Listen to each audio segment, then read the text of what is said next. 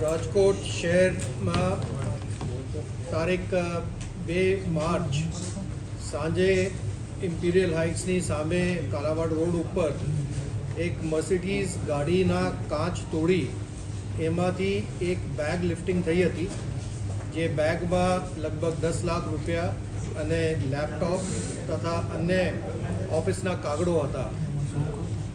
આ સૂચના જ્યારથી પોલીસને મળી ત્યારથી આ બધા ડીસીબીની ટીમ, સ્થાનિક પોલીસની ટીમ સ્થળની મુલાકાત લઈ અને આજુબાજુના બધા સીસીટીવી ફૂટેજ ચેક કરતા અને એના અંદર જે માણસોની ફૂટેજ અમે મળી એ બધાની તપાસ કરતાં દિલ્હીથી આ 5 લોકોને અટક કરવામાં આવેલું છે. આ 5 જણા જે છે બધા તમિલનાડુ રાજ્યના છે. આ લોકો જામનગરમાં જ્યાં અંબાણી પરિવારના પ્રી વેડિંગ પ્રોગ્રામ હતો એની લાલચમાં તમિલનાડુથી જામનગર આવેલા, પણ જામનગર આવ્યા પછી ખબર પડી કે એ બધું અંદર પ્રોગ્રામ છે, તો ત્યાંથી આ લોકોને અટેમ્પ્ટ કર્યું બસ સ્ટેન્ડને બહાર અને બસ સ્ટેન્ડ પરથી એને કોઈ રોકડા રૂપિયા મળ્યા. પછી આ લોકો રાજકોટ આવ્યા. રાજકોટમાં આ બેગ લિફ્ટિંગ કર્યા પછી ત્યાંથી આ લોકો જૂનાગઢ ગયા. જૂનાગઢમાં બધા એટીએમના મારફતે પૈસા આ લોકો તમિલનાડુમાં ટ્રાન્સફર કરી અને ત્યાંથી વાપી અને વાપીથી અમદાવાદ અને અમદાવાદથી દિલ્હી આ લોકો પહોંચી ગયા હતા. અને દરેક જગ્યા દિલ્હીમાં પણ અમદાવાદમાં પણ આ લોકોને ગાડીનો કાચ તોડી એમાંથી રોકડા અને લેપટોપની ચોરી કરી. આ જે 5 જણા જે અત્યારે પોલીસની કસ્ટડીમાં છે એના અંદર જગન બાલસુબ્રમણ્યમ એ છે કે જે ગિલોલથી કાચ તોડતા હતા, અને બીજા જે 2 વ્યક્તિ હતા દીપક પરિતબન અને ગુણશેખર એ અને સાથે મુરલી એ આ લોકો વોચમાં રહેતા હતા કે કોઈ અને વોચ કોઈ જોઈ છે, કંઈ એની બધી પ્રવૃત્તિ ઉપર એની નજર રહેતી હતી. અને બીજા 2 વ્યક્તિઓ એ લોકોની સાર સંભાળ માટે આ લોકો રાખતા હતા.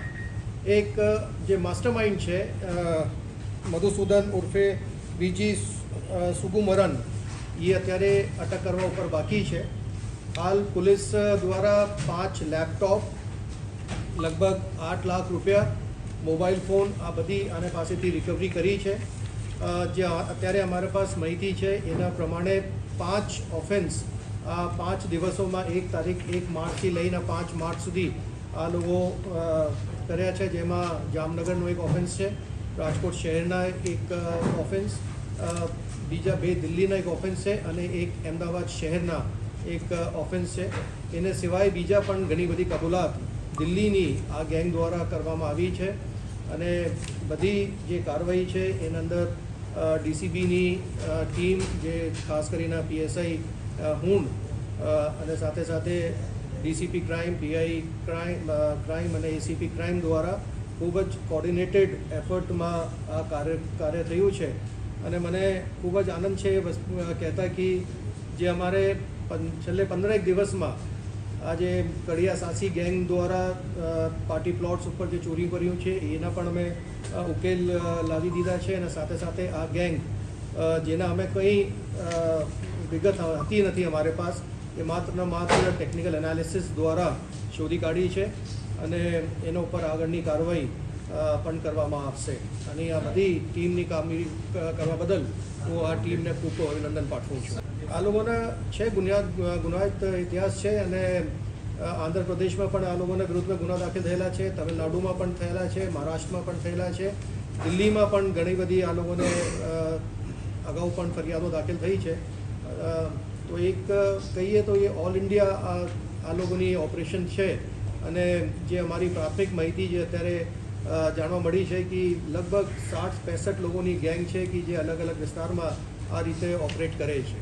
આ લોકો કોઈ પણ બજારમાં કે ઓફિસની બહાર કે યા મોલની બહાર ત્યાં લોકો ઊભા હોય છે અને જે આપણે મોટા ભાગમાં ભૂલ કરીએ છીએ કે કોઈ બેગ હોય કોઈ વસ્તુ આપણે ત્યાં મૂકીને જતા હોઈએ, આ લોકો જોતા હોય છે ને એના કંઈ આજે બનાવ બન્યું છે માલવીય નગરવાળો પણ એમાં પણ એ હતું કે એ લોકો ત્યાં ઊભા હતા અને ભાઈએ ડિક્કી ખોલીને અંદરથી બેગ કાઢીને જે સીટ પર મૂકી, તો આ લોકોને લાગ્યું કે ભાઈ આ મળી શકે, તો એના તાત્કાલિક ત્યાંથી કાચ તોડીને ચોરી કરીને નીકળી ગયા હતા.